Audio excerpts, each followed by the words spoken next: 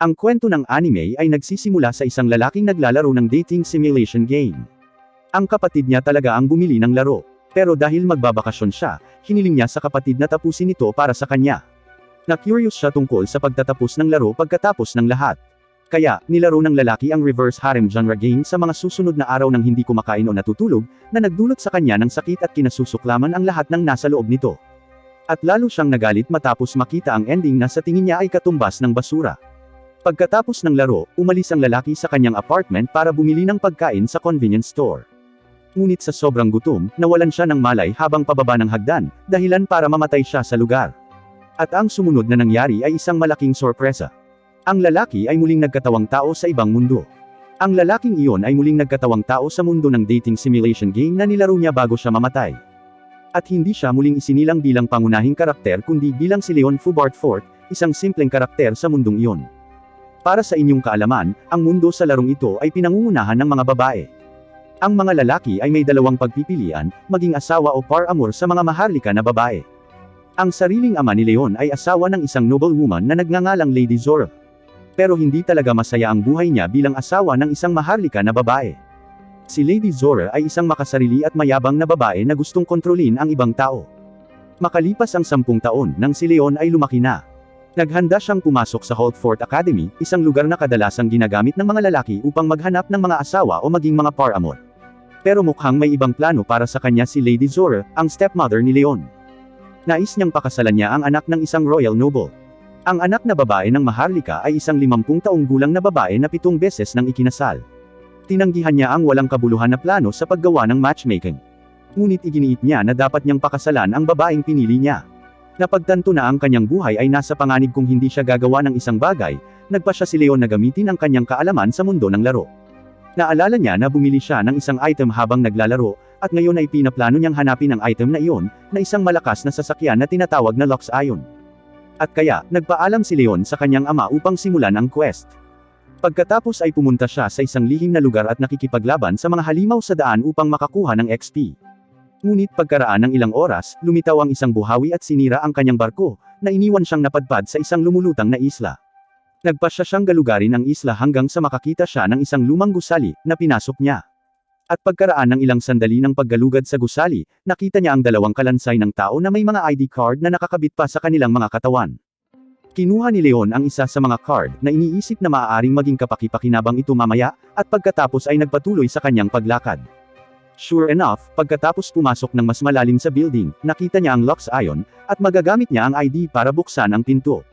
Ngunit ang barko pala ay binabantayan ng isang high-tier na robot, kung saan ipinakita niya ang card na hawak niya, umaasang makikilala siya ng robot bilang may-ari ng identity card. Ang robot, gayunpaman, ay walang nakitang pagkakatulad sa pagitan ni Leon at ng data sa identity card. Itinuring siya nito bilang isang nanghihimasok na dapat lipulin, kaya sinimulan siya nitong salakayin. Ang robot ay nagdulot ng kaunting pinsala kay Leon sa mga pag-atake nito, ngunit sa huli, nagawa niyang talunin ito. Pagkatapos noon, sinubukan niyang kontrolin ang Lux Ion sa pamamagitan ng pag-scan sa kanyang kamay. Sa kabutihang palad, matagumpay ang pag-verify, at kahit na ang AI ay natukoy ang kanyang pagiging natatangi. Siya ay pinaghalong New Human, ang uri ng tao na maaaring gumamit ng magic, at Old Human, ang taong lumikha ng Lux Ion. Dahil dito, opisyal na nakarehistro si Leon bilang bagong may-ari ng Lux Ion. Makalipas ang 3 buwan, hindi pa rin nagpapakita si Leon sa harap ni Lady Zora, na humantong sa kanya na ipalagay na siya ay namatay pagkatapos na subukang takasan ang kanyang kapareha sa anak na babae ng maharlika. Ngunit hindi nagtagal pagkatapos niyang sabihin sa ama ni Leon ang tungkol sa kanyang mga palagay, dumating si Leon na may malaking masayang ngiti sa kanyang mukha. Hindi lang siya umuwi sakay ng Lux Ion, ngunit nagdala din siya ng maraming mga kayamanan na kanyang nalut mula sa mga dungeon. Ang kanyang tagumpay ay nakagalit kay Lady Zora dahil, sa kanyang bagong kayamanan, maaari niyang baliwalain ang kanyang mga kahilingan na pakasalan ang anak na babae ng isang kamanghamanghang maharlika. Dahil dito, nasira ang kanyang pag-asa na agawin ang kayamanan ng anak ng maharlika. Makalipas ang ilang araw, nakita si Leon na nagdidilig ng mga halaman sa isang isla, na lumabas na isang isla na may hawak ng yaman na kanyang natagpuan. Nasa isla din si Lux Ion, na parang isang tapat na katulong ang kasama niya. Pero ngayon, nag-transform na siya sa isang maliit na hugis bola na drone. Pagkatapos ng pagdidilig ng mga halaman, inutusan niya si Lux Ayon at ang iba pang mga robot na magtayo ng ilang mga pasilidad sa isla, kabilang ang isang bahay para sa kanyang sarili at isang hot spring bath, dahil nagkataon, may mga kristal na gumagawa ng mainit na tubig. Ngayong pag-aari na niya ang isla at hindi na kailangang mag-alala tungkol sa pera, balak niyang doon ipagpatuloy ang kanyang simpleng buhay. At dahil sa kanyang mga nagawa sa pagtuklas sa mga dayuhang dungeon at pagtuklas ng mga bagong lumulutang na isla, ginawaran siya ng titulong Baron. Ngunit ang titulong iyon ay nangangahulugan na ang magiging asawa ni Leon ay kailangang magmula sa mga maharlika. Dahil doon, pumapasok siya sa isang academy na karamihan sa mga estudyante ay mga babae. At sa unang araw niya, nakita agad ni Leon ang mga karakter na nakita niya habang naglalaro. Ang una niyang nakikita ay 5 prinsipe o mga romantikong interes na dapat piliin ang pangunahing tauhang babae bilang kanyang asawa. Sila ay sina Julius, Jill, Brad, Greg, at Chris. Lahat sila ay may lahing maharlika, at maraming babae ang nag-iisip na gwapo sila. At ang pangalawa ay si Angelica, na siyang antagonist sa laro. Siya ang kasintahan ni Julius at anak ni Duke Redgrave, isang mataas na ranggong maharlika. Ngunit biglang, may isang batang babae na hindi pa nakita ni Leon noong naglalaro siya. At kakaiba, sinampal ng babaeng iyon si Julius. Sa pagkakaalala niya, sinampal ng bida si Julius sa laro. Ngunit hindi siya kamukha ng pangunahing tauhang babae. Siya ay maliit at hindi gaanong maganda kaysa sa kanya. Magkaiba rin ang mga pangalan nila. Ang pangalan ng batang babae ay Marie, habang ang pangunahing tauhang babae sa laro ay pinangalanang Olivia. Sa tanghalian, nagtipon si Leon kasama ang dalawang kaibigan, sina Daniel at Raymond, mula sa isang ordinaryong pamilya, tulad niya. Nagkasama silang tatlo dahil gusto niyang humingi ng payo sa kanila tungkol sa isang babaeng maimbitahan niya sa isang tea party. Pero wala silang maitutulong dahil nahihirapan pa rin silang maghanap ng mga babae. Hindi tulad ni Leon, hindi na kailangang mag-isip pa ni Julius dahil maraming babae ang humiling sa kanya na imbitahan sila sa kanyang tea party, kaya naman panay ang tingin sa kanila ni Leon at ng kanyang dalawang kaibigan. Kasama rin sa mga babae si Angelica. Namumula ang pisngi, tinanong niya si Julius kung iniimbitahan siya nito. Pero laking gulat niya nang tuluyan siyang hindi pinansin at niyaya si Marie. Bilang kanyang kasintahan, nagprotesta siya sa kanyang mga aksyon, ngunit muli niya itong hindi pinansin. Tila mas interesado siya sa misteryosong Marie. Nang makita ang nangyari sa pagitan nila, muling naramdaman ni Leon na may kakaibang nangyayari dahil kung may tumingin sa eksena sa laro, ang dapat na imbitahan ni Julius sa tea party ay ang pangunahing tauhang babae. Anuman, hindi pa rin niya sinubukang imbestigahan ito at piniling pumasok sa klase sa pagtatapos ng break. At nagkataon na tinatalakay ng guro sa klase ang tea party. Ang kanyang paliwanag ay nagbigay kay Leon ng insight kung ano ang gagawin bilang paghahanda para sa tea party. Tuwang-tuwa siya na nakakuha siya ng bagong kaalaman kaya tinawag niya ang guro na master. Salamat sa ideya ng guro, nagpasya si Leon na magrento ng isang silid sa hotel upang mag-host ng kanyang tea party bago imbitahan ang mga batang babae na pumunta doon. Ngunit sa kasamaang palad, ang mga batang babae na dumating ay hindi nakamit ang kanyang inaasahan. At ang malala pa, umalis na lang sila pagkatapos nilang kainin ang lahat ng mga pagkaing inihanda niya nang hindi man lang siya kinakausap. Pagkabalik mula sa tea party, sa wakas ay nakilala ni Leon ang tunay na pangunahing tauhang babae, si Olivia, nang siya ay binubuli ng mga mag-aaral na babae dahil siya ay isang karaniwang tao na nakapasok lamang sa academy sa pamamagitan ng isang scholarship, at naramdaman ng mga bully na kailangan nilang pahirapan ang mga estudyante na tulad niya. Pinagbawalan pa siya ng mga ito na dumalo lang sa isang tea party na hino-host ni Brad. Dahil naaawa sa kanya, inanyayahan ni Leon si Olivia na sumama sa kanya, kung saan pinaghanda niya ito ng pinakamasarap na pagkain at inumin na natikman niya. Hindi lang iyon, binigyan din siya nito ng payo para hindi na siya mabuli ulit, na agad naman niyang pina-practice. Iminumungkahi ni Leon na makipagkita siya kay Angelica, pagkatapos ay hilingin sa kanya na hayaan ang kanyang pag-aaral sa academy at itigil ang pambubuli. Pero ang nakakapagtaka, sinagot ni Angelica na hindi na kailangan pang humingi ng permiso sa kanya si Olivia kung gusto lang niyang ipagpatuloy ang kanyang pag-aaral dahil simula pa lang ay walang balak si Angelica na paalisin siya sa academy. At pagdating sa pambubuli, hindi niya sinasabi sa kanyang mga kaibigan na ibuli ang sinuman, kasama na si Olivia. Ang problema ay ang kanyang mga kaibigan ay karaniwang mga bastos na babae. Ngunit, nang makitang biglang lumapit sa kanya si Olivia at humingi ng tulong sa kanya, hindi maiwasan ni Angelica na ma-curious kung sino ang nagsabi sa kanya ng ideyang iyon.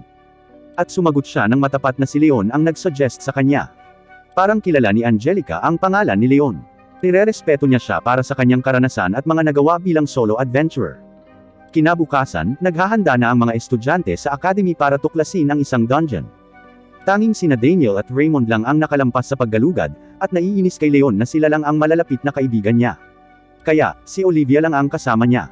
Samantala, sa side naman ni Angelica, bumalik siya na may conflict kay Marie pagkatapos niyang harapin ito. Napagtanto niya na si Marie ay nagpapaawa kay Julius at hindi niya ito nagustuhan. Ngunit sa halip na pumanig sa kanyang fiancé, pinili ni Julius na protektahan si Marie.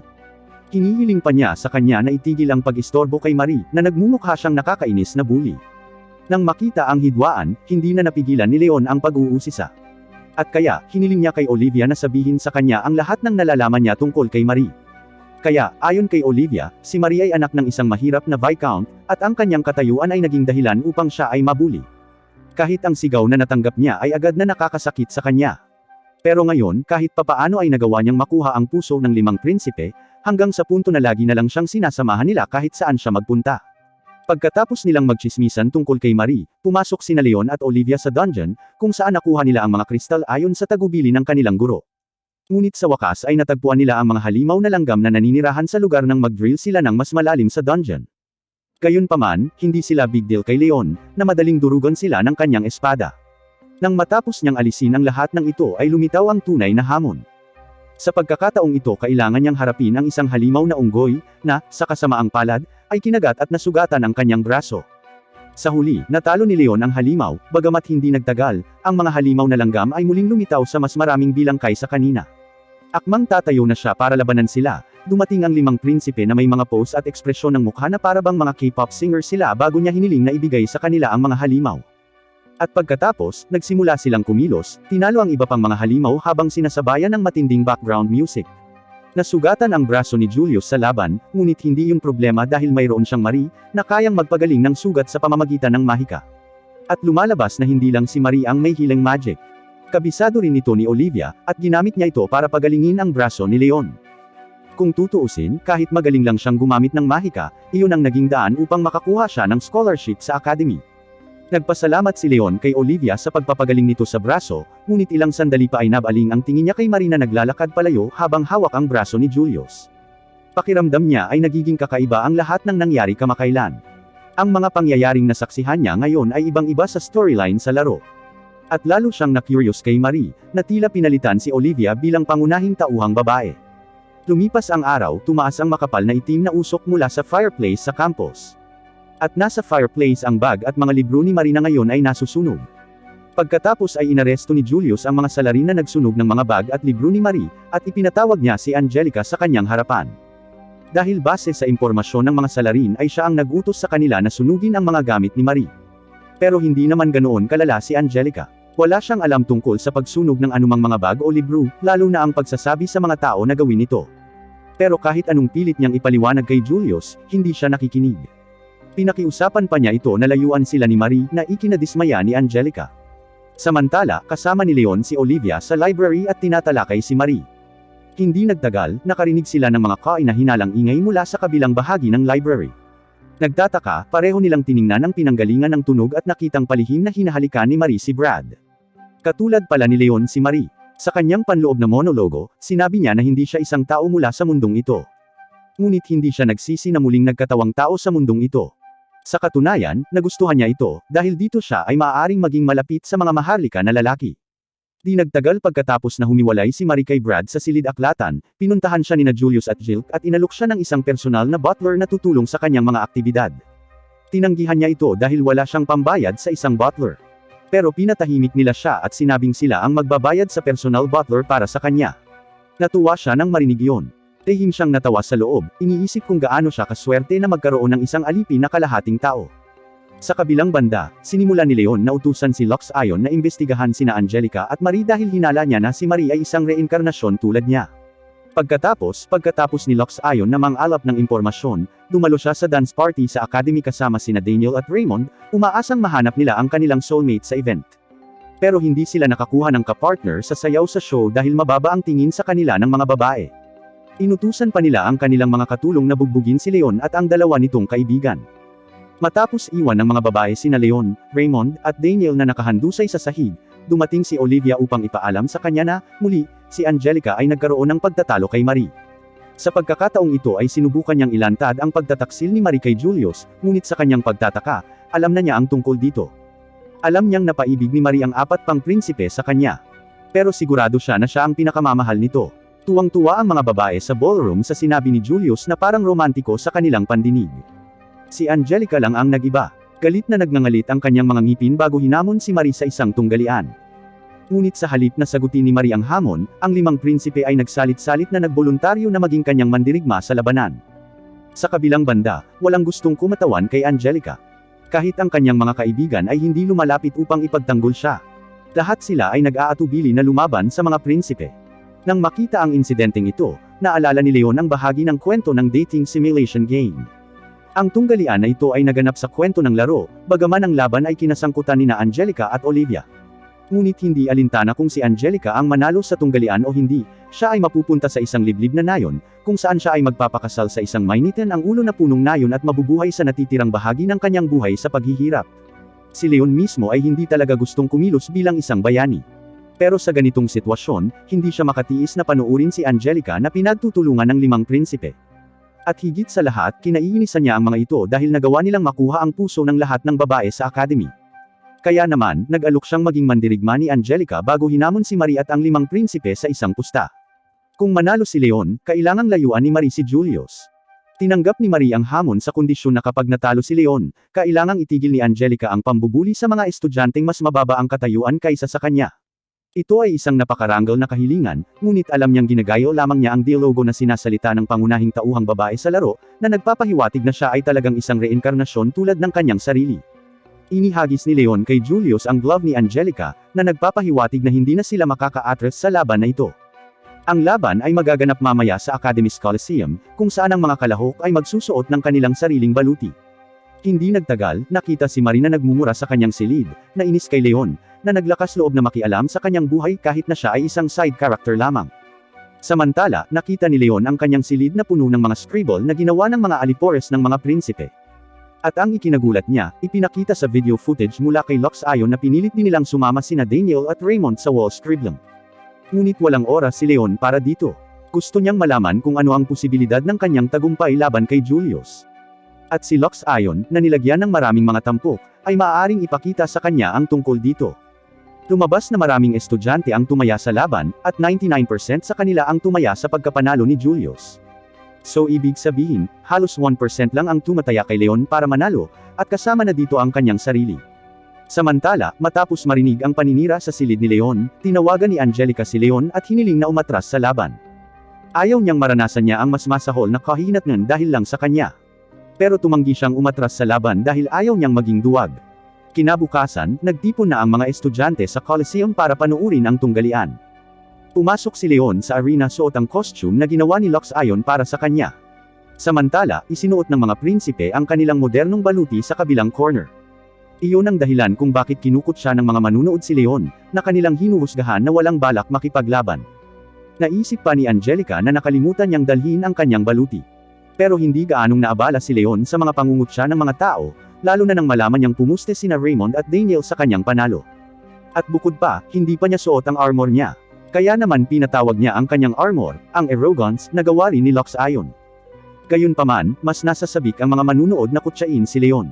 Tinawag nila ang kanyang baluti na sinauna, basura, pangit, at mas mababa sa baluti ng mga prinsipe. Sa katunayan, ang slim armor ang uso dahil ang naturang armor ay itinuturing na mas mahusay sa pakikipaglaban, hindi tulad ng arrogance. Ganunpaman, nanatiling relaxed si Leon kahit na ganoon na lang ang insulto sa kanya ng audience. Makalipas ang ilang sandali, nagsimula ang unang labanan, na inihaharap si Leon laban kay Brad. Ngunit muling humagalpak sa tawa ang mga manunood matapos ilabas ni Leon ang kanyang sandata, isang shovel. Sa puntong ito, naisip ni Brad na madali siyang mananalo, kaya inatake niya si Leon gamit ang kanyang talam ng torpedo. Ngunit sinong mag-aakala na ang malaking baluti ni Leon ay ganap na makakaiwas sa kanyang mga pag-atake. Hindi lang iyon, ngunit nagawa rin ni Leon na tapusin ang laban sa pamamagitan ng isang simpleng ganting atake, na ikinatigil ng mga manunood. Isang tao lang ang nagbigay ng standing ovation para sa kanyang pagkapanalo. Ito ang guro ng Tea Party. Sa ikalawang laban kay Greg, nagawa ni Leon na patumbahin ang baluti na kontrolado ng kanyang kalaban. Pinutol pa niya ang baluti at pinilit na lumabas si Greg. Pero ayaw pa ring sumuko ni Greg. Dumampot siya ng kapirasong bakal at pagkatapos ay ginamit niya ito sa paghampas sa binti ng arrogance, na nagmukha siyang langgam na sinusubukang talunin ng isang elepante sa pamamagitan ng pagkagat sa binti nito. Ang sinumang makakita sa kanya ay sasang-ayon na siya ay mukhang kaawa-awa. Ganun din ang naisip ng referee hanggang sa tapusin na niya ang laban at idineklara niyang panalo si Leon. Sa ikatlong labanan, kailangang labanan ni Leon si Chris, ang batang eskremador. Ngunit mayroon na siyang paraan para harapin ito. Habang sumusugod si Chris patungo sa kanya gamit ang kanyang espada na handang maglazlas, umatras siya ng ilang hakbang at naglabas ng ilang drone para salakayin si Chris. Nakaramdam ng problema sa pag-atake ng drone, tinawag ni Chris ang mga taktika na ginamit ni Leon bilang pandaraya. Kung nangahas si Leon na hamonin siya, dapat ay nakipag-espadahan siya sa kanya. Tinanggap ni Leon ang hamon ng walang dalawang isip. Pero simula pa lang ng sword fight ay nabasag na ang espada ni Chris dahil lang sa mahigpit na pagkakahawak ni Leon. Dahil dito, wala na siyang nagawa kundi ang lumuhad para aminin ang pagkatalo. Napagtanto niyang hindi niya matatalo ang sinuman kung wala ang kanyang espada. Ang kalaban ni Leon sa ika-4 na laban ay si Jilk. Ngunit binigyan siya ng referee ng pahinga bago muling simulan ang laban. Ngunit ginamit ni Jilk ang oras na ito para gumawa ng diskarte para matalo si Leon. Pagkatapos ay inutusan niya ang kapatid ni Leon, si Jenna, na magtanim ng mga pampasabog sa likod ng arrogance, sa pag-asang mapinsala siya nito. Hindi niya nagustuhan kung paano pinahiya ng kanyang kapatid ang kanilang pamilya sa pamamagitan ng paggawang kaaway ng mga maharlika na matataas na uri. Kaya naman pumayag siyang tumulong sa plano ni Jilk. Ngunit ang plano ay natuklasan ni Lux Ion, na pagkatapos ay sinabi kay Leon kung ano ang ginawa ni Jenna sa arrogance. Hindi siya tanga. Inaasahan na niya na ang kanyang mga kalaban ay gagamit ng panlilinlang na paraan, at alam niyang ang mga pagsabog lamang ay hindi makakasira sa arrogance. Nang ipagpatuloy ang laban, binato ni Jilk ng bomba ang arrogance bago lumipad sa himpapawid, kung saan binombo niya ng putok ang kanyang kalaban. Ngunit ang lahat ng mga pag-ataking iyon ay walang epekto kay arrogance, na pinilit niyang i-activate ang bombang itinakda ni Jenna. Ngunit nagulat siya, nakatayo pa rin ang arrogance. Sa pakiramdam na nagkaroon na siya ng sapat na oras sa paglalaro, pinalipad ni Leon ang arrogance sa hangin at inatake si Jilk, na nagpabagsak sa kanya sa lupa. Ang pang-apat na tunggalian ay sa wakas ay napanalunan ni Leon ng madali, at ito ay nagpagalit kay Marie. Ipinakita niya ang kanyang tunay na katangian, na ibang-iba sa karamihan ng mga pangunahing tauhang babae ng larong dating simulation. Sa pagkatalo ni Jilk, kailangang pumasok si Julius sa arena upang labanan si Leon sa huling tunggalian. Ngunit bago sila maglaban, tinanong niya si Julius tungkol kay Olivia upang matiyak na siya ang pangunahing tauhang babae sa mundong ito. Inamin ni Julius na narinig niya ang tungkol sa kanya ngunit hindi niya ito kilala. Wala siyang pakialam doon dahil hindi man lang niya ito nakita. Ang alam lang niya ay si Olivia ay masipag at matyaga na tumatanggap ng scholarship. Ang mga salita ni Julius ay ikinagulat ni Leon dahil, sa pagkakaalala niya, nagkita sina Olivia at Julius sa simula ng kwento ng laro. Kaya paanong hindi pa rin siya kilala ni Julius hanggang ngayon? Ngunit walang panahon si Leon para isipin yun dahil ngayon ay kailangan niyang harapin si Julius, na buong lakas niyang naglunsad ng sunod-sunod na pag-atake. At ang mas nakakamangha pa ay ang pag-atake niya habang ipinapaliwanag kung gaano niya kamahal si Marie at kung paano niya dapat maipanalo ang tunggalian na ito kahit na anong mangyari para makuha ang pagmamahal nito. Ayon kay Julius, si Marie ay isang taos-pusong babae na nakikita siya bilang isang ordinaryong tao. Siya ay naiiba kay Angelica, na palaging itinuturing siyang isang prinsipe. At kinaiinisan niya ito dahil ayaw niyang maging prinsipe. Hindi niya hiniling na ipanganak sa isang mataas na ranggo na maharlika na pamilya. Maya-maya, sa wakas ay pagod na si Leon sa narinig niyang mga salita. Kaya, binasag niya ang baluti ni Julius at inihagis ito sa sahig. Sa huli, nagwagi si Leon mula sa kanyang tunggalian laban sa 5 prinsipe. Matapos ang kanyang pagkatalo kay Leon, nawalan si Julius ng kanyang titulo bilang Crown Prince ng Hallfort Kingdom. At dahil doon, kinailangan niyang putulin ang engagement nila ni Angelica. Pero balewala yon sa kanya dahil mas pinili niya si Marie kaysa sa kanya. Ang 4 na kaibigan ni Julius ay dumanas ng parehong kapalaran tulad niya, kung saan nawalan sila ng titulo. Ngayon silang 5 ay mga ordinaryong tao lamang na walang trabaho, at ikinagalit ni Marie na nawasak ang kanyang pangarap na masiyahan sa madaling buhay sa mundong ito. Gayunpaman, masaya sila sa kanilang bagong buhay. At upang suportahan si Marie, nagpasya silang kumita ng pera sa pamamagitan ng pagsakop sa mga dungeon. Sa ganoong paraan, makakapag-practice silang lahat na talunin si Leon balang araw. Di nagtagal, nakilala ni Leon ang ama ni Angelica para makipag-deal dahil tinulungan niya itong makipagtalo kay Marie. Hiniling niya sa ama ni Angelica na palayain mula sa pagbitay dahil sa paglaban sa mga prinsipe at para sa mga Redgrave na protektahan siya at ang kanyang pamilya mula sa pamilya ni Julius. Kapalit ng lahat ng iyon, handang talikuran ni Leon ang kanyang maharlika na titulo at lisanin ang academy. Hindi na niya kailangan ang titulo dahil sa simula pa lang ay gusto na niyang mamuhay ng payapa sa kanyang pribadong isla. Payag ang ama ni Angelica na tuparin ang hiling ni Leon basta gusto nitong isama si Angelica sa kanyang pribadong isla. Dahil masama ang pakiramdam niya ngayon, at nag-aalala sa kanya ang kanyang ama. Kaya, umaasa siyang maiangat ang kanyang kalooban sa pamamagitan ng pagbabakasyon sa isang tahimik na lugar. Kasabay nito, pumunta sina Leon, Angelica, at Olivia sa kanyang pribadong isla, kung saan mas naging malapit ang kanilang relasyon pagkatapos na gumugol ng maraming oras na magkasama. Ngunit isang araw, isang mensahero mula sa hari ang dumating sa kanya na may mensahe na ang hari at Reyna Hawthorne, mga magulang ni Julius, ay isulong siya sa ika-6 na ranggo ng maharlika o mga kabalyero bilang pasasalamat sa kanyang mga serbisyo sa pagbibigay ng mahahalagang aral sa buhay para kay Julius. Hindi nang ahas si Leon na suwayan ang utos ng hari, at umalis siya patungo sa palasyo ng hari upang matanggap ang titulo ng direkta mula sa hari at Reyna.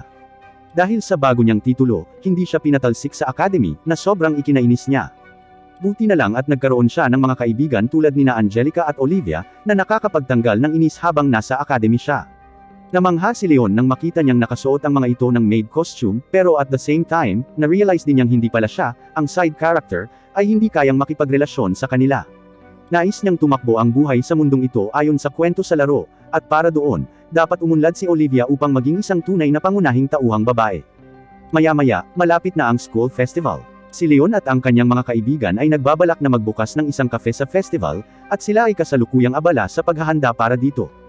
Inayos nina Leon, Raymond, at Daniel ang silid na gagawing kafe, habang inihanda naman nina Olivia at Angelica ang kanilang mga sarili bilang mga katulong. Mukhang maayos naman ang lahat hanggang sa matuklasan nina Raymond at Daniel na magbubukas ng kafe si Marie at ang 5 prinsipe sa tabi ng kanilang silid. Pagkatapos ay lumabas si Leon at ang iba pa para tingnan, at sigurado, ang mga babaeng estudyante ay nakapaligid kay Julius, nakatayo sa harap ng silid sa tabi nila. Bumagsak ang kanilang pride nang makita nila ang tanawin. Napagtanto nilang hindi nila mapapantayan ang alindog ng 5 prinsipe. Bahala na, talo pa ang interior ng kafe nila sa marangyang interior ng kafe ng kalaban nila.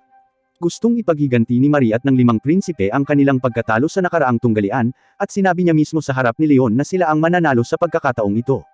Mas mabenta ang kafe nila kaysa sa kanya. Nakumpirma ang sinabi ni Marie nang magsimula ang pista. Si Olivia, na siyang namamahala sa pag-promote ng kafe, ay nahihirapang makaakit ng mga customer.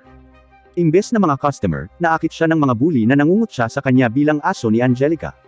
Tunay nga, nagsisimula nang ma-realize ng mga estudyante ang kanilang closeness, at hindi nila gusto kung ang isang commoner na tulad ni Olivia ay makakalapit sa isang high-class noble tulad ni Angelica. Ngunit sa huli, nakuha ni Olivia ang atensyon ng isang customer, si Carla Fuwain. Bagaman, mayroon siyang ibang intensyon. Gusto niyang ipakilala siya ni Olivia kay Leon. Pagkatapos, sa ikalawang araw ng pista, nang si Leon at ang iba ay naghahanda ng kanilang kafe, biglang tinawag ng komite si Angelica upang makipagkita sa kanila. Dumating kasi sa festival ang Reyna ng Hawthorne na si Mylene, at gusto niyang si Angelica ang maging gabay niya sa buong festival bago siya isama para makipagkita kay Leon.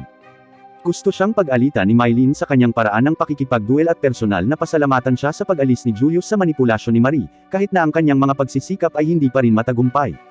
Samantala, sina Leon at Olivia ay nagkaroon ng kanilang mga unang customer ng araw, si Stephanie at ang kanyang barkada. Pumunta sila sa kafe hindi para kumain kundi para hiyain at insultuhan si Leon, na nagpatalo sa kanya sa pusta sa tunggalian. Lumapit pa siya sa kanya para ihagis ang tasa sa kanya at tinapakan ang ulo nito. Nagkataon namang sa mga oras na ito ay natapos na ang paglilibot ni Mylene at Angelica sa festival, at tumungo sila sa kafe ni Leon. Pero laking gulat nila nang makita nila ang eksena sa loob ng kafe. Parang dinadala ng reflex, hinawakan agad ni Angelica sa kwelyo ang uniforme ni Stephanie at pilit itong tinataboy. Pero hindi siya natakot kay Angelica dahil medyo mataas ang katayuan ng pamilya niya.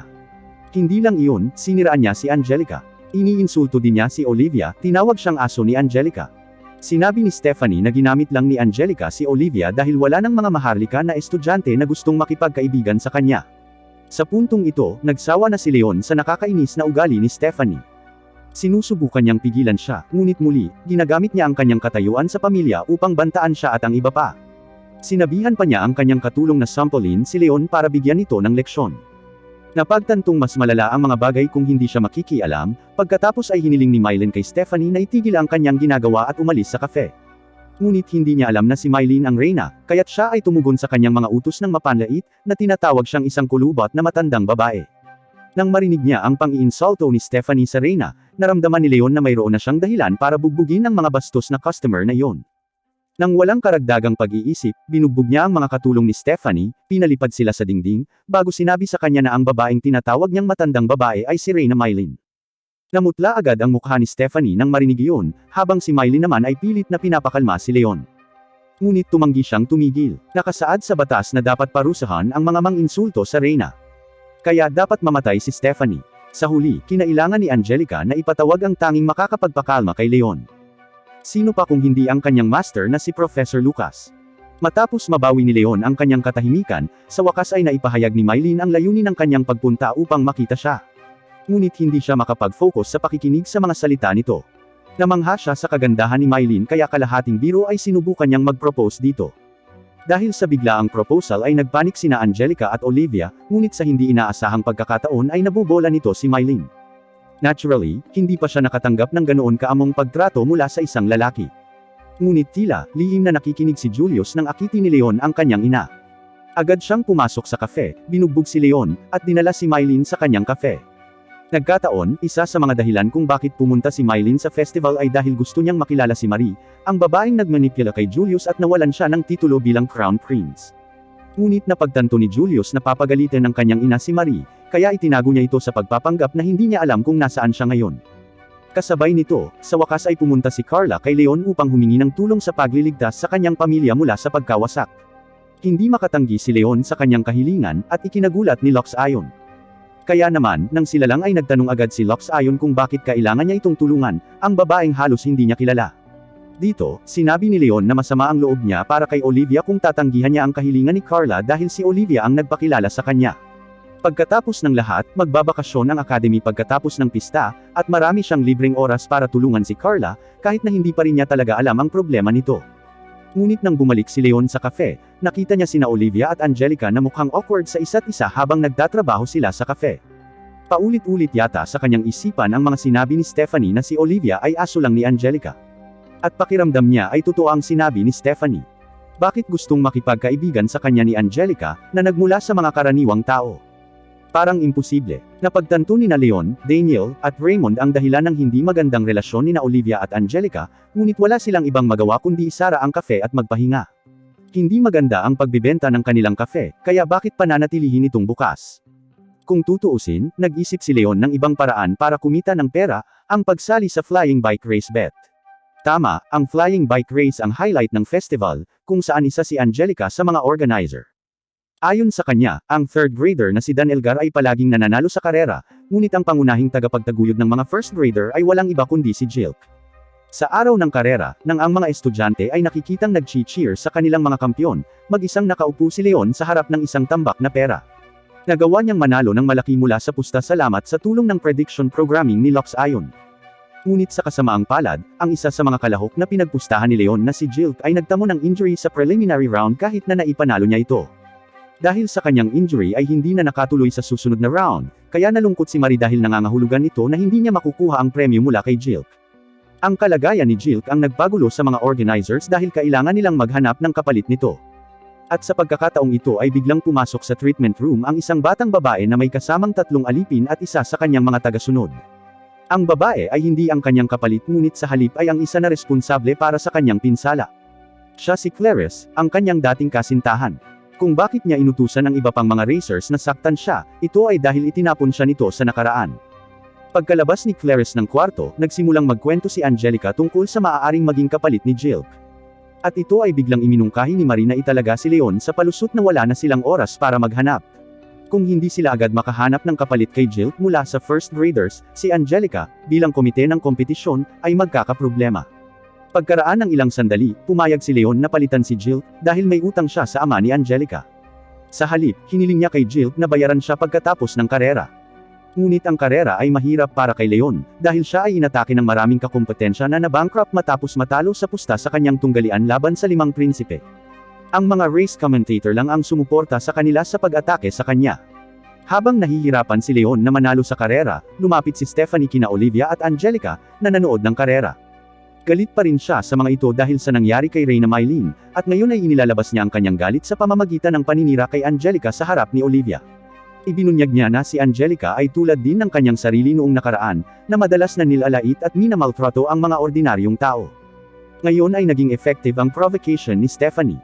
Muling nagduda si Olivia kay Angelica, at bago pa niya maipaliwanag ang anuman ay iniwan na siya ni Olivia. Dahil dito, agad na inatake ng galit na si Angelica si Stephanie, kaya pinilit siyang pigilan ng mga nasa paligid. Samantala, nalampasan ni Leon ang iba pang kalahok sa racing arena sa tulong ni Lux Ayon. Sa huli, nagawa niyang maging unang pwesto, kaya lalong nagagalit sa kanya ang mga estudyante. Sa kanyang tagumpay, tinipon ni Leon ang pangako ni Jilk na babayaran siya. Nakapagtataka, hindi siya humingi ng pera kay Jilk. Sa halip, hiniling niya kay Jilk na humingi ng tawad kay Clarice sa inasal nito sa kanya. Kaya naman, kasama si Leon, pumunta si Jilk sa ex-fiancé para humingi ng tawad. At tumugon si Clarice sa kanyang paghingi ng tawad sa pamamagitan ng pagbibigay sa kanya ng nararapat, isang sampal sa mukha. Nang matapos ang lahat ng pakikitungo niya kay Jilk, nagpasalamat si Clarice kay Leon, na hindi niya inaasahan na may mabuting puso. Hindi lang iyon, ikinwento rin niya sa kanya ang nangyari kina Olivia at Angelica. Walang pag-aaksaya ng oras, hinanap niya si Olivia at hiniling na bigyan ng isa pang pagkakataon si Angelica. Ang kanyang pagtatangka ay matagumpay. Nagawa niyang kumbonsihin itong subukang makipag-ayos kay Angelica. Ngunit sa gabi, nang si Olivia ay mag-isa sa kanyang silid na iniisip ang payo ni Leon, kumatok si Carla sa kanyang pintuan. Gusto niyang sumama si Olivia kay Leon para tulungan siya tuwing bakasyon. At hindi makatanggi si Olivia sa hiling dahil may pakana pala si Carla kasama si Stephanie, ang babaeng kinakatakutan niya. Kinabukasan, naghanda si Leon na pumunta upang tuparin ang kahilingan ni Carla, na tila nais niyang pigilan ang mga pirata ng langit na sumalakay sa lupain ng kanyang pamilya. Ngunit alam na niya ang tungkol sa pagsalakay ng pirata mula sa larong kanyang nilalaro. Sa laro, ang pagsalakay ng pirata ay hindi hihigit sa isang balangkas na ginawa ni Carla at Stephanie upang mabitag si Olivia, kung saan sinadya nilang ipadala siya sa labanan upang sirain siya. Pero hindi naman naging masama ang bahaging iyon ng kwento dahil naging turning point ito para umunlad si Olivia bilang isang karakter. Gayunpaman, nagpasya si Leon na aktibong lumahok sa pakikipaglaban sa mga pirata at, kasabay nito, tinutulungan si Olivia upang mas mabilis siyang umunlad. Nagplano siyang mangolekta ng 3 bagay na kapakipakinabang sa paggising sa kanyang kapangyarihan bilang isang saint. Ang 3 bagay ay ang Sacred Bracelet na nakatago sa dungeon ng kabisera, ang Holy Necklace na nagkataong pagmamay-ari ng isang pirata, at ang Sagradong Cetro na nakaimbak sa maharlikang templo. Sa kasalukuyang kalagayan at kakayahan ni Olivia, hindi niya posibleng makuha ang 3 bagay na iyon. Sa makatuwid, nagpasya si Leon na kunin sila upang makatipid ng oras. Nang marinig ang kanyang plano, hindi maiwasan ni Lux Ayon na isipin na baka mahulog ang loob ni Olivia kay Leon. Ngunit hindi niya ito masyadong pinansin, hindi raw ito maaaring mangyari dahil isa lamang siyang mob. Matapos ihanda ang barko, pinuntahan ni Leon sina Carla at Olivia na mukhang madilim. Ngunit lumalabas na iniimbitahan din ni Carla sina Greg at Brad, ang ex-fiancé ni Stephanie, na sumali sa kanilang misyon. Samantala, sa academy, balak ni Angelica na ayusin ang relasyon nila ni Olivia. Sa intensyon na ito, pumunta siya sa silid ni Olivia. Pero laking gulat niya nang makita niyang napakagulo ng kwarto niya. At higit sa lahat, hindi niya mahanap si Olivia doon. Pero hindi nagtagal, nalaman ni Angelica kung saan nagpunta si Olivia.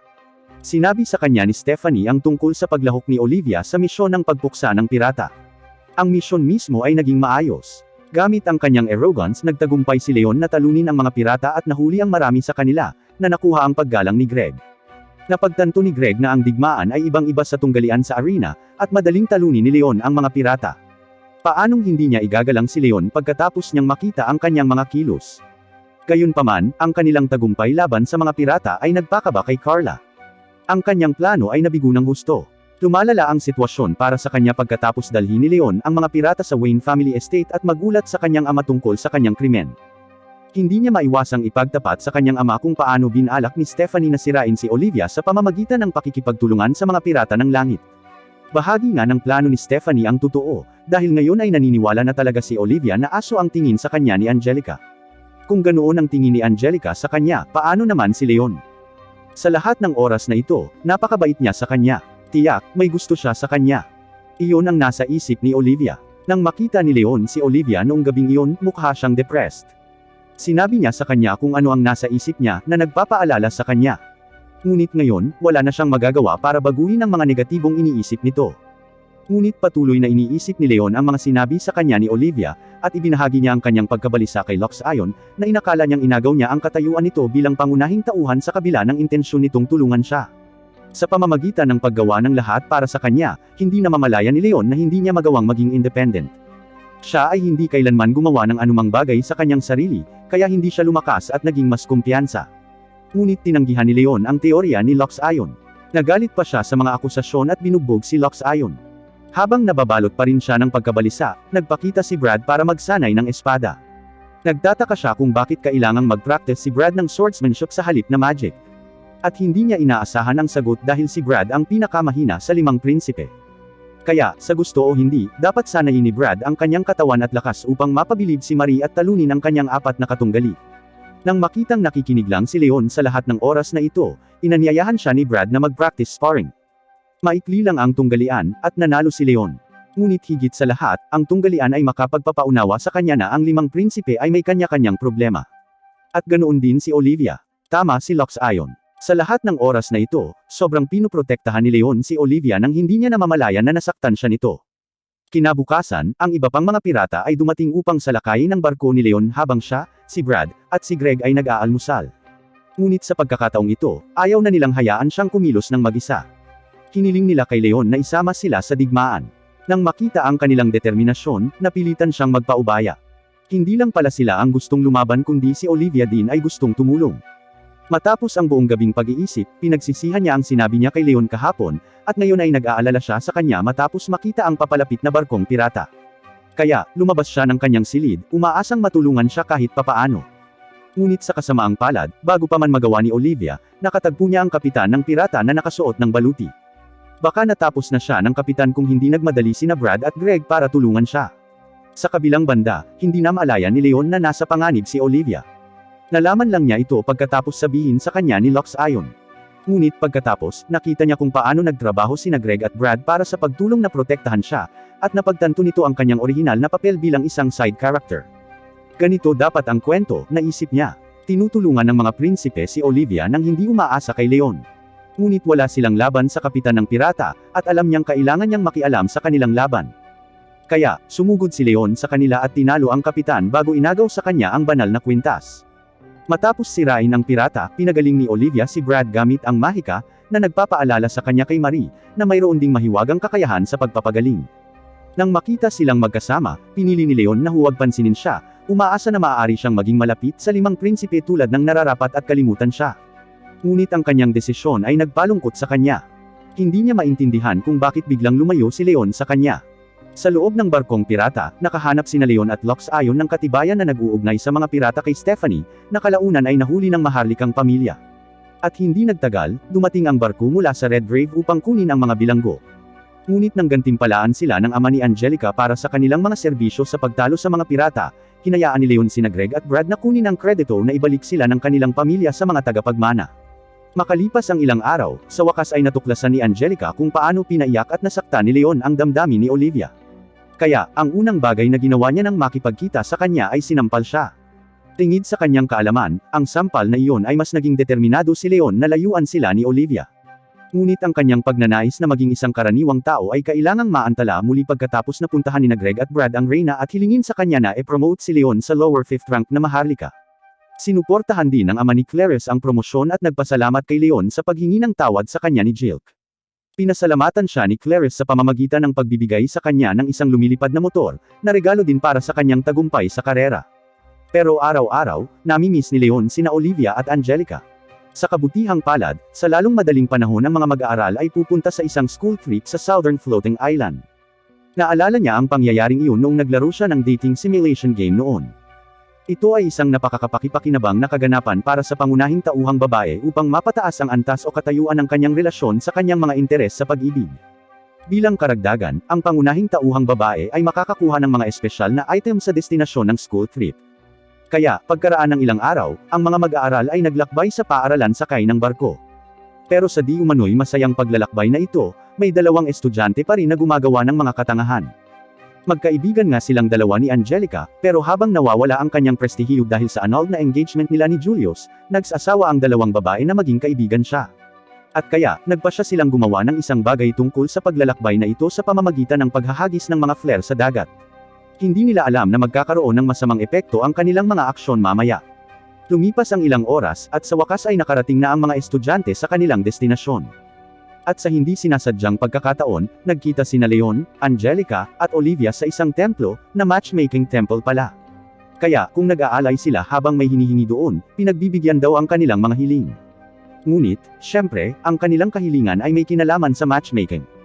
Nang marinig iyon, agad na nag-alok si Leon ng isang balumbo ng pera at humiling sa mga Diyos na bigyan siya ng mapapangasawa. Pagkatapos nilang magdasal, binigyan ng bantay ng templo ang bawat isa sa kanila ng mga souvenir sa anyo ng mga amulet, walang iba kundi ang mga bagay na hinahanap ni Leon. Nakakuha si Leon ng Fortune in War amulet na maaaring magdagdag ng mga buff kapag lumaban siya gamit ang isang espada. Nakuha ni Olivia ang White Good Luck o Good Luck amulet na sumisimbolo sa sagradong mahika, habang si Angelica ay nakakuha ng Red Elemental Blessing o Fire Magic amulet. Kinabukasan, habang nangangarap si Leon sa barko, dumating ang maharlikang tropa ni Phanos na pinamumunuan ni Prinsesa Gertrude upang salakayin ang barko. Ang mismong Phanos Kingdom ay dating teritoryo sa Hallfort Kingdom na pag-aari ng Duke, hanggang isang araw, idineklara nila ang kanilang kalayaan mula sa Hallfort sa ilang kadahilanan. Alam ni Leon na sasalakayin ng Phanos ang Hallfort, ngunit dapat nangyari ito sa pagtatapos ng laro noong nasa 3rd grade si Olivia. Hindi pa rin niya maintindihan kung bakit sila umaatake ngayon at kung bakit nila sinasalakay ang barkong lulan ng mga estudyante ng academy. Sa panahon ng kanyang pagkalito, ipinakita ni Gertrude ang kanyang sarili sa pamamagitan ng isang hologram sa barko, kung saan nagdeklara siya ng digmaan sa Hallfort Kingdom. Pagkatapos ay binigyan niya ang mga estudyante ng academy ng isang oras para mag-isip tungkol sa dalawang pagpipilian, sumuko sa hukbo ng Phanos o mamatay sa kanila. Pagkatapos nito, ang isa sa mga general ni Phanos, si Garrett, ay tumawid sa barko ng academy kasama ang kanyang mga sundalo upang i-hostage ang mga estudyante. Ngunit napagtanto ni Angelica na mas magiging interesado siyang i-hostage ang mga upper-class nobles. Kaya naman, nagboluntaryo siyang maging hostage basta't palayain niya ang ibang mga estudyante. Sinubukan ni Leon at Olivia na pigilan si Angelica, ngunit pinigilan siya ng dalawang estudyante, kaya hindi siya nito napigilan. Sa kabilang banda, hindi gusto ni Garrett na makita ang mga bata na kumikilos na parang mga bayani. Kaya naman inutusan niya ang mga estudyante na parusahan si Leon sa pamamagitan ng pambubugbog sa kanya. Pagkatapos maging hostage, dinala si Angelica sa harap ni Gertrude. Nang mag-alok siyang maging hostage, dalawang estudyante lang ang nagtangkang pigilan siya, habang ang ibang mga estudyante ay nakatayo lang na parang duwag. Ang dalawang rebelding estudyante na tinutukoy ni Gertrude, sina Leon at Olivia, ay nakakulong ngayon sa likod ng mga rehas. Ngunit ilang sandali pa, pumunta si Chris sa kanila, humiling kay Leon na tulungan siyang iligtas ang mga estudyante. Iminungkahi niya na subukan ni Leon na umabala ng oras habang tumatakas ang mga estudyante. Noong una, tinanggihan ni Leon ang mga ideya ni Chris, na nangangatuwiran na ang mga estudyante ay hindi karapat-dapat na iligtas dahil, pagkatapos ng lahat, tinalikuran nila si Angelica. Pero sa huli, pumayag siyang tumulong basta't lumaban kasama nila ang mga estudyante. Ito ang tanging paraan para mabuhay ang mga estudyante. Pumayag si Chris sa panukala ni Leon, at dahil doon, hinimok niya ang mga estudyante na lumaban. Ngunit tama si Gertrude, ang mga estudyante ay duwag. Tumanggi silang lumaban kahit na ang humihiling sa kanila ay si Chris, ang taong hinahangaan nila noon. Kinagalitan pa siya ng mga ito, binanggit na ang kanyang titulo ay binawi na. At kaya, nagpa siya si Leon na magpaputok ng baril sa hangin para patahimikin ang maingay na mga estudyante. Pagkatapos, pinatunayan ang kanyang mataas na antas ng peerage, na mas mataas pa sa mga guro sa academy, inutusan niya silang lahat na lumaban. Mas mabuting lumaban hanggang kamatayan kaysa patayin na parang duwag. Gayunpaman, tumanggi pa rin silang lahat, pinilit si Leon na gumamit ng iba pang mga taktika upang maimpluwensyahan sila. Pinahiya at kinutya niya sila, tinawag silang huwad na mga maharlika. Ang kanyang mga pananalita ay natural na nakasakit sa maraming mga mag-aaral, isa sa kanila ay si Deirdre Roseblade, isang mataas na ranggo na maharlika na ang titulo ng pamilya ay mas mababa kaysa kay Angelica. Binanggit ni Deirdre ang lahat ng mga nagawa ng kanyang iginagalang na pamilya, at sa gayo'y kinailangan ni Leon na bawiin ang kanyang masungit na pananalita. Siya ay isang tunay na aristokrata, na pinatunayan ng mahaba at maluwalhating kasaysayan ng kanyang pamilya. Ngunit sa huli, kinailangan ni Deirdre na tiisin ang kahihiyan matapos banggitin ni Leon na ang mga nagawa ng kanyang pamilya ay pag-aari ng kanyang mga ninuno. Samantala, isa lamang siyang duwag na maaari lamang ipahiya ang kanyang mga ninuno at masira ang kanilang reputasyon. At ang ibang mga estudyante ay katulad niya dahil lahat sila ay umarte na parang duwag. Sa wakas, napagkasunduan ng mga estudyante na makipaglaban kasama sina Leon at Chris sa kabila ng kahihiyan at galit. Naakit pa si Deirdre sa kaangasan at kabastusan ni Leon. Tama, nagkaroon siya ng crush o pagnanasa sa kanya. Pagkatapos ng lahat ng iyon, nag-imbestiga sila kung bakit na-detect ng hukbong Phanos ang kanilang barko. At nagawa nilang mahanap ang dahilan, walang iba kundi ang mga flare na ibinato ng dalawang babae kahapon. Kaya naman, nang hindi nakinig muli sa kanilang mga palusot, ipinakulong ng mga estudyante ang dalawang babae. Pagkatapos na harapin ang dalawang batang babae, nagsimulang maghanda si Leon upang iligtas si Angelica habang si Olivia ay nanatili sa barko. Ang kanyang pag-alis sa barko ay napansin ni Gertrude, na agad na tumugtog ng kanyang magic flute upang kontrolin ang mga halimaw. Sa pamamagitan nito, sa wakas ay nagsimula ang digmaan. Sinubukan ng mga halimaw na salakayin si Leon, pinilit siyang iwasan ng mga ito habang lumilipad siya patungo sa barko ng Gertrude. Habang nasa barko ng Academy, hinati-hati ng mga estudyante ang mga gawain. Si Chris at ilang mga estudyante ay nakikipaglaban sa mga halimaw na umaaligid sa barko, habang si Olivia at ang iba pa ay pinoprotektahan ang barko gamit ang kanilang mahika. Ngunit nang sila ay mahuli, sinamantala ng armada ng kaaway ang pagkakataong umatake gamit ang kanilang mga launcher, na inilagay sa panganib ang mga posisyon ng mga estudyante dahil hindi nila posibleng makayanan ang pag-atake. Sa kabutihang palad, ang mga kapangyarihan ng Saint ni Olivia, na natutulog sa lahat ng oras na ito, ay nagising sa kritikal na oras na ito salamat sa suporta ng Whitelock Amulet. Pagkatapos, sa kanyang bagong kapangyarihan, lumikha siya ng isang barrier na nagpoprotekta sa buong barko, na naging iligtas sa lahat ng mga estudyante mula sa mga pag-atake ng kaaway. Ang paggising ni Olivia sa kapangyarihan ay nagbago ng loob ni Leon. Malaya siyang makakalusot sa mga barko ng kaaway nang hindi na kailangang mag-alala tungkol sa kanyang mga kaibigan. Doon, iniligtas niya si Angelica, tinanggal ang biguti ni Garrett bilang paghihiganti sa pagpapahirap sa kanya, at pagkatapos ay inagaw ang magic flute ni Gertrude. Hindi lamang iyon, ngunit dinala rin niya si Gertrude sa barko ng Academy bilang isang bilanggo. Pero syempre, hindi papayag si Gertrude na makulong ng ganoon. Handa pa siyang isuko ang kontrol sa mga halimaw para maibagsak nila ang barko ng Academy. At sa ngayon, halos maubos na ni Olivia at ng mga estudyante ang kanilang lakas para labanan ang mga halimaw, kaya napilitan sina Leon at Angelica na pumalit sa kanilang laban. Ang mga talisman na nakuha niya sa templo ay napatunayang lubhang kapaki-pakinabang. Sa kanyang mga kakayahan na pinahusay na ngayon ng Red Element Blessing Talisman, si Angelica ay maaaring gumawa ng malakas na magic ng apoy upang protektahan ang barko mula sa mga halimaw. Ngunit pagkatapos, sa wakas ay bumagsak si Olivia dahil sa pagod, kaya kinailangan ni Angelica na umalis sa kanyang posisyon upang tulungan siya. At nang makita niya si Angelica, naramdaman ni Olivia na oras na para ayusin ang kanilang relasyon. Kung tutuusin, may pagkakataon na hindi sila makakaligtas sa lahat ng ito. Kaya, sinabi niya sa kanya ang totoo, na inihayag na gusto niyang maging kaibigan. Ginagawa niya ang kanyang makakaya dahil gusto niyang kilalanin siya ni Angelica. Na-touch naman si Angelica sa sinabi ni Olivia. Sinusubukan niyang pakalmayan siya, na sinasabi na palagi siyang naniniwala na si Olivia ay mas malakas kaysa sa kanyang inaakala, at higit sa lahat, palagi niyang iniisip ang mga ito bilang mga kaibigan. Sa pamamagitan nito, sa wakas ay nagkasundo sila.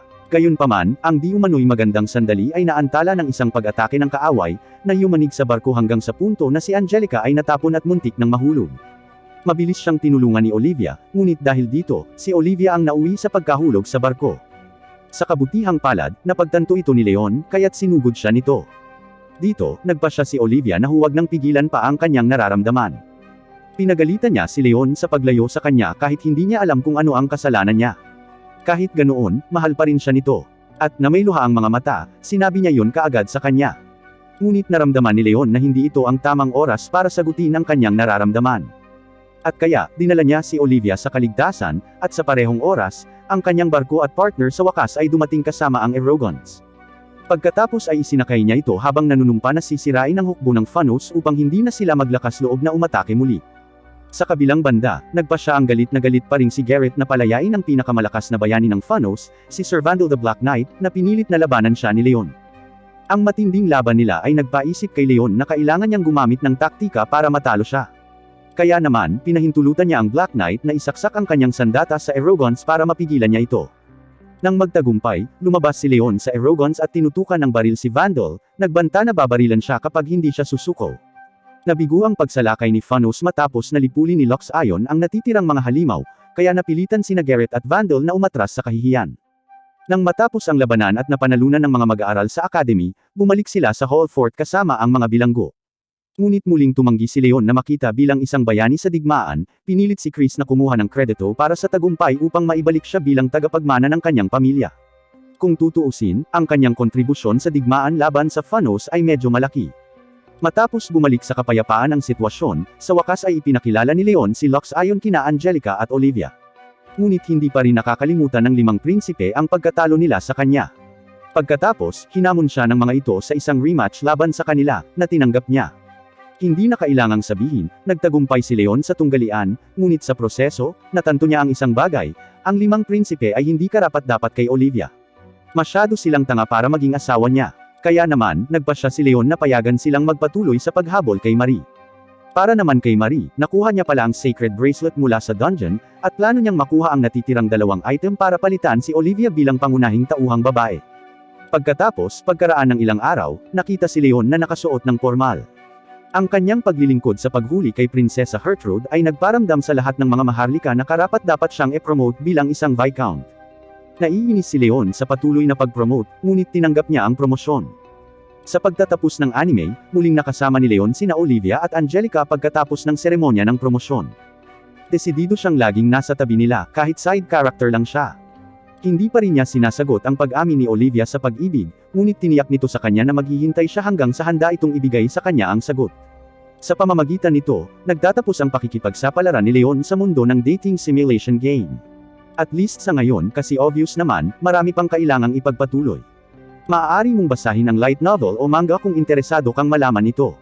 Natapos ang anime. Ang moral na makukuha natin sa panahong ito ay ang paglaki at pag-unlad. Ang isang tao ay dapat na kayang lutasin ang kanilang sariling mga problema. Kaya, kung mayroon kang mga anak, huwag maging overprotective sa kanila.